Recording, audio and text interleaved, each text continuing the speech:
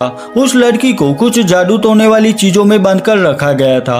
वहां पर एक बोतल भी थी जिसमें कटी हुई जीभ रखी गई थी। वो सब उस लड़की को देखकर समझ जाते कि उसकी जबान काट दी गई थी। अब उन्हें वहां पर किसी सायरन बजने की आवाज सुनाई देती है और हर जगह रेड रोशनी फैलने लगती है। वो खिड़की से देखते हैं कि 3 लोग वैन से मार्क को खींचकर बाहर ला रहे थे। यह देखकर सोफिया मार्क की मदद करने के लिए वहां से जाने लगती है, लेकिन रिकार्डो उसे रोक लेता है। अब उस घर में 3 लोग आते और उन्होंने अपने चेहरे पर ठीक ऐसे ही मास्क पहने हुए थे जैसे मास्क उस पेंटिंग में 3 भाइयों ने पहने थे। यह लोग मार्क को बांधकर एक टेबल पर लेटा देते।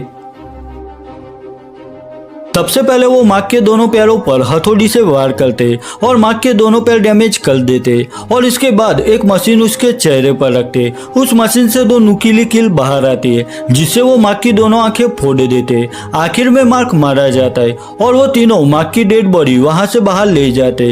यह सारा खूनी खेल ऊपर एटिक में बैठे हुए सभी लोग देख रहे थे, लेकिन वो भी कुछ नहीं कर सकते थे। सोफिया मार्क की मौत से शौक में थी। वही रिकार्डो भी उस लड़की को वहां से निकालता है और एलिसा से कहता है कि अब से यह लड़की तुम्हारी जिम्मेदारी है। अब वो सब एटिक से नीचे आते और फैसला करते हैं कि वो इसी वक्त इस जगह को छोड़कर चले जाएंगे।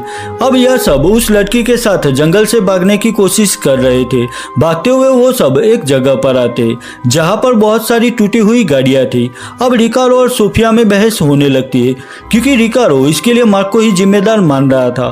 तो सोफिया भी रिकार्डो से कहती है कि तुम किस तरह के डॉक्टर हो, क्योंकि ज्यादातर डॉक्टर फ्लाइट से या अपनी पर्सनल कार से ट्रैवल करते। सोफिया रिकार्डो से पूछती है कि आखिर तुम हम लोगों के साथ रेंटल वैन में क्यों आए। सोफिया मार्क की मौत के लिए रिकार्डो को जिम्मेदार मान रही थी, लेकिन रिकार्डो कहता है कि मेरा काम लोगों को क्योर करना है, ना कि उन्हें रेस्क्यू करना। लेकिन एलिसा उन दोनों को शांत रहने के लिए